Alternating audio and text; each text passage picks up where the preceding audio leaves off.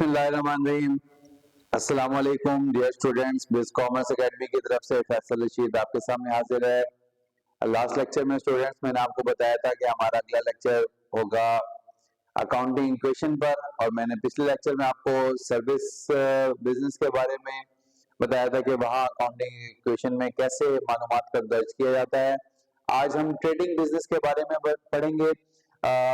Moment traders जो कि एक ट्रेडिंग बिजनेस है, तो इसका अकाउंटिंग इक्वेशन कैसे बनेगी। अप्रैल 2018 की कुछ ट्रांजैक्शंस हैं यहाँ पर दी गई हैं, हम उसके मुतालिक पढ़ेंगे। लेकिन उससे पहले मैं थोड़ा सा एक बात आपसे शेयर करना चाहता हूँ कि कुछ स्टूडेंट्स ने मुझसे पूछा था कि सर बुक जो है वो हम कौन सी फॉलो करें। तो स्टूडेंट्स मुख्तलिफ बुक्स मार्केट में मौजूद हैं, जिसमें खासतौर पर मैं जिक्र करना चाहूंगा बिलाल कबूल साहब की बुक है प्रिंसिपल्स ऑफ अकाउंटिंग पर। इसके साथ साथ हुमायूं चौधरी साहब की बुक है। इसके साथ साथ एक और बुक है सुहेल अफसर चौधरी साहब की, अजीम अकेडमी पब्लिशर है उसके। तो ये आप बुक परचेज कर सकते हैं। और फॉरेन बुक्स में अगर स्टूडेंट्स गाइडलाइन लेना चाहें तो लार्सन की बहुत अच्छी बुक है, तो आप वहां से इससे जो है वो हेल्प ले सकते हैं। स्टूडेंट्स को यकीनन फॉरेन बुक को फॉलो करना चाहिए। अगर आईकॉम पे के लेवल पर स्टूडेंट अगर इस फॉरेन बुक को अगर पढ़ने की आदत डालेंगे तो मैं समझता हूँ कि एक बहुत अच्छी प्रैक्टिस होगी। चलते हैं अपने क्वेश्चन की तरफ। Moment trader started business in April 2018। Following events took place during the month. तो अप्रैल 2018 में कुछ इवेंट्स हैं। 1 अप्रैल को मोमिन ट्रेडर्स ने invested capital ₹80,000 and bought furniture with rupees 10,000 in the business. Momin traders 80,000 cash की सूरत में और 10,000 जो है वो फर्नीचर की सूरत में बिजनेस में लेके आए। तो आप ये देखें कि इस ट्रांजेक्शन से क्या होगा कि कैश और फर्नीचर बिजनेस में आएगा, तो हम दो एसेट्स का यहाँ पर को इंक्लूड कर देते हैं और इसकी डेट डालेंगे अप्रैल 1। ठीक है, कैश 80,000 और फर्नीचर 10,000। सो टोटल अगर हम कहेंगे कि ओनर्स इक्विटी की सूरत में बिजनेस में 90,000 बिजनेस में शामिल हुआ है। ठीक है, सो 90,000 से बिजनेस स्टार्ट हुआ है। इसके बाद 2 अप्रैल को bought merchandise of ₹18,000 for cash. Momin traders ने 18,000 रुपए की अशिया कैश पे खरीदी है। स्टूडेंट्स, जब हम कैश पे अशिया खरीदते हैं या बिजनेस कैश पर अशिया खरीदते हैं तो कैश से रकम आउट होती है, कैश का बैलेंस कम होता है और क्या आएगा कि गुड्स की सूरत में अशिया जो है वो कारोबार में आ जाएंगी। तो हम इसकी डेट डालेंगे अप्रैल 2, 2018 और हम एक नया अकाउंट खोलेंगे मर्चेंडाइज। मर्चेंडाइज क्या होती हैं स्टूडेंट्स? ये वो गुड्स होती हैं जो कि दोबारा सेल करने के लिए, रीसेल पर्पस के लिए खरीदी जाती हैं। सो इनको गुड्स भी कहते हैं, मर्चेंडाइज भी कहते हैं। 18,000 बिजनेस में आया और कैश से 18,000 रुपए कम हो गया। इस ट्रांजैक्शन के बाद हम इसको बैलेंस करेंगे। हर ट्रांजैक्शन के बाद बैलेंस इसको किया जाता है अकाउंटिंग इक्वेशन को। 62,000 बच गया कैश, फर्नीचर 10,000 का मौजूद है और गुड्स यानी कि मर्चेंडाइज 18,000 मौजूद है और ओनर्स इक्विटी 90,000 बिजनेस में मौजूद है। अगली ट्रांजैक्शन की तरफ चलते हैं। अप्रैल 5, goods costing ₹15,000 purchase from Yasir traders. देखिए स्टूडेंट्स, आपके सामने स्क्रीन पर ट्रांजैक्शन आ रही है और आप उसको देखते हुए उसके सॉल्यूशन को देखेंगे तो आपको बहुत आसानी के साथ समझ आएगी। ट्रांजैक्शन को सबसे पहले पहचानना होता है। यहाँ वर्डिंग से आप पहचाने कि जब कैश का जिक्र ना हो और सप्लायर का नाम दिया गया हो, तो इसका मतलब ये होता है कि ये जो परचेज हुई है ये क्रेडिट पर, क्रेडिट का मतलब है उधार पर खरीदारी हुई है। इसके दो तीन तरीके से लिखी जाती है transaction. Purchase goods on credit लिखा जाता है sometime, sometime purchase goods on account का लफ्ज यूज किया जाता है, या जिस तरीके से इस ट्रांजेक्शन में दिए है purchase from Yasir traders, so business का नाम दिया गया है, तो इससे आपको ये पता लगेगा कि ये क्रेडिट पर खरीदी गई है। तो क्या इसकी रिकॉर्डिंग किस तरीके से करेंगे कि गुड्स के अंदर इजाफा हुआ है कितनी अमाउंट का, 15,000 का, 15,000 का इजाफा हुआ है, और वो 15,000 चूंकि वो लायबिलिटी क्रिएट हुई है, तो हम लायबिलिटी का एक अकाउंट ओपन कर लेंगे, एक हेड ओपन कर लेंगे लायबिलिटीज, और 15,000 हम लायबिलिटीज में शो कर देंगे। अगेन इसको आपने बैलेंस कर देना है, और इसकी डेट थी अप्रैल 5, 2018। सो यहां पर बैलेंस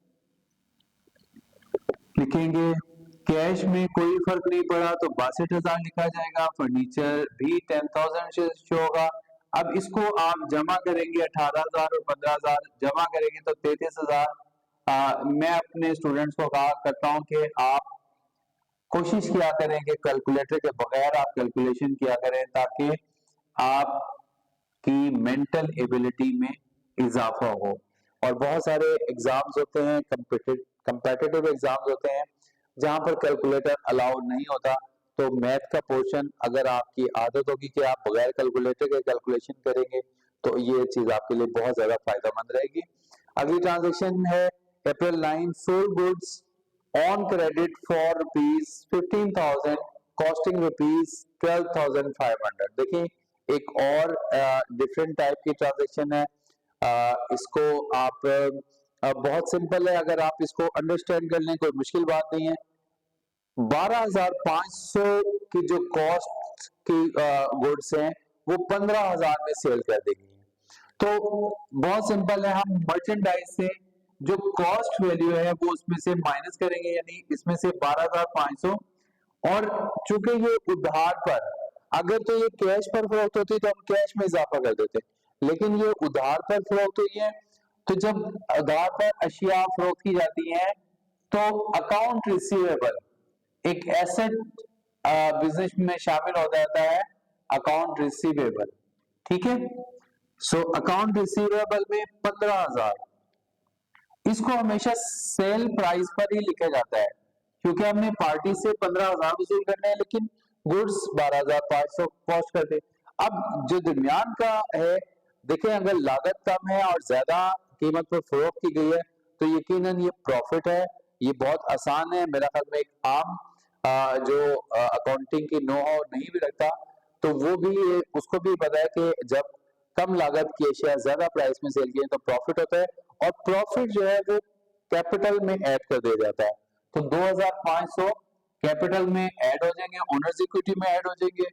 अगेन हम इसको बैलेंस कर देंगे, यहाँ पर आप डेट इसकी थी 9 तारीख, ठीक है, इसको बैलेंस करेंगे।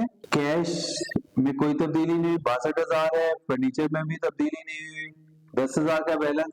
33,000 में से जब हम 12,500 माइनस करेंगे तो ये 20,500 बाकी बच जाएगा। 15,000 अकाउंट रिसीवेबल की सूरत में एसेट हमारे पास डेवलप हो चुका है, और लायबिलिटीज 15,000 और ओनर इक्विटी बढ़कर 92,500 हो चुकी है। April 10 return defective goods of ₹5,000 to suppliers purchased on credit earlier। जो पहले क्रेडिट पर 15,000 की गुड्स परचेज की गई थी उसमें से 5,000 मालियत की गुड्स डिफेक्टिव साबित हुई हैं। डिफेक्टिव गुड्स हम नॉर्मली सप्लायर को वापस कर देते हैं, और उसमें सप्लायर का यानी लायबिलिटी कम हो जाएगी, और उसके साथ साथ गुड्स में से भी वो माइनस हो जाएंगी। सो गुड्स में हम 5,000 माइनस कर देंगे, और क्रेडिटर भी 5,000 से यानी अकाउंट पेएबल, ठीक है। लायबिलिटी अकाउंट पेएबल जो है वो डेट डालेंगे इसकी अप्रैल 10 और अगेन इसको बैलेंस करेंगे तो ये कैश 62,000 ही शो होगा और इसके साथ साथ फर्नीचर में 10,000, गुड्स अब कम होकर 15,500 की बाकी रह जाएंगी और अकाउंट रिसीवेबल जो कि 15,000 है उसमें कोई तब्दीली नहीं हुई है। लायबिलिटीज कम होकर 10,000 की बच जाएंगी, यानी ये अकाउंट पेएबल है बेसिकली, ठीक है।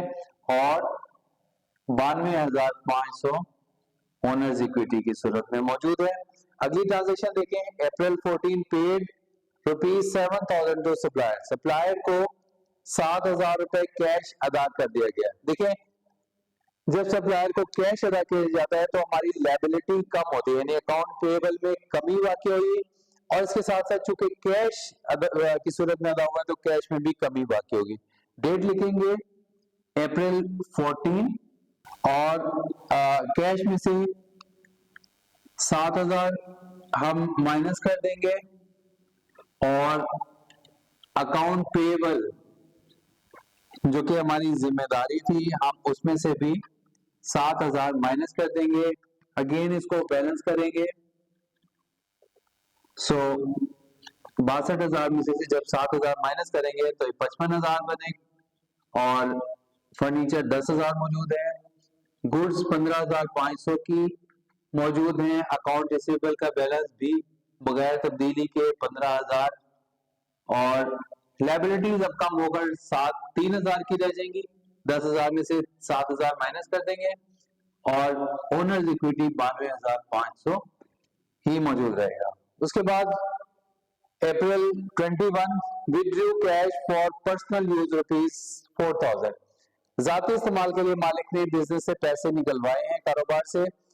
देखिए, जब मालिक कारोबार से पैसे निकलवाता है तो एक तरफ तो कैश, अंडरस्टूड बात है कि कैश निकलवाया है तो कैश में कमी होगी और उसके साथ साथ ओनर्स इक्विटी जो मालिक का क्लेम है बिजनेस पे वो भी, उसमें भी कमी बाकी हो जाएगी।